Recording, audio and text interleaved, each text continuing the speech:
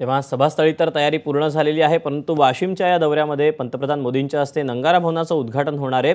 या नंगारा भवनाचं वैशिष्ट्य म्हणजे ते लोकार्पण होत असताना या सगळ्याबद्दलचे अपडेट आपण जाणून घ्यात। उमेश अलोणे आपल्यासोबत आहे। उमेश, राज्यातल्या बदलत्या राजकारणाचा साक्षीदार राहिलं हे नंगारा भवन, काय सांगशील?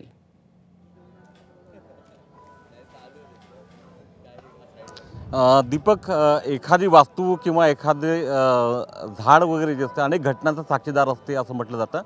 मात्र एखादी वास्तू फक्त त्याच्या भूमिपूजनापासून तर लोकार्पणापर्यंत एखाद्या किती मोठा बदल राज्याच्या राजकारणात पाहू शकतं याचं उदाहरण म्हणजे हे नंगारा भवनाच्या भूमिपूजनापासून तर आज लोकार्पणापर्यंत अनेक बदल राज्याच्या राजकारणात झाले। आपण तारीख जर पाहिली दीपक, तर 3 डिसेंबर 2018 ही तारीख होती ज्या दिवशी या नंगारा भवनाचं भूमिपूजन झालं आणि या कार्यक्रमाला तेव्हाचे मुख्यमंत्री देवेंद्र फडणवीस आणि उद्धव ठाकरे होते।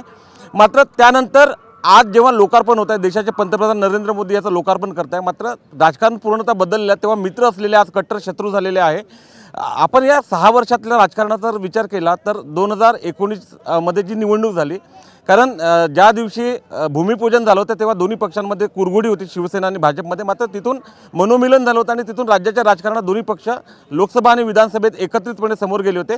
विधानसभा निवडणुकीत दोन्ही पक्षांना स्पष्ट बहुमत मिळाल्यानंतर शिवसेनेला मुख्यमंत्रीपद न मिळाल्यामुळे शिवसेनेनं काँग्रेस आणि राष्ट्रवादी काँग्रेससोबत युती करत मुख्यमंत्रीपद उद्धव ठाकरेंना मिळालं होतं। त्यानंतर परत 2022 मध्ये एकनाथ शिंदेनी बंड करत ही सत्ता सांभाळली होती आणि हे सर्व होत असताना या दोन्ही पक्षांमध्ये म्हणजे भाजप आणि शिवसेना यांच्यामध्ये खरं तर मधल्या काळामधून पुलावरून देखील पुलाखालून खरं तर बरंच पाणी वाहून गेलेलं आहे आणि या ज्या सगळ्या राजकीय घडामोडी घडलेल्या आहेत त्याचा एक खरं तर एक साक्षीदार हे सगळं नंगारा भवन राहिलंय। उमेश, धन्यवाद दिलेल्या सविस्तर माहितीबद्दल। एबीपी माझा, उघडा डोळे बघा नीट।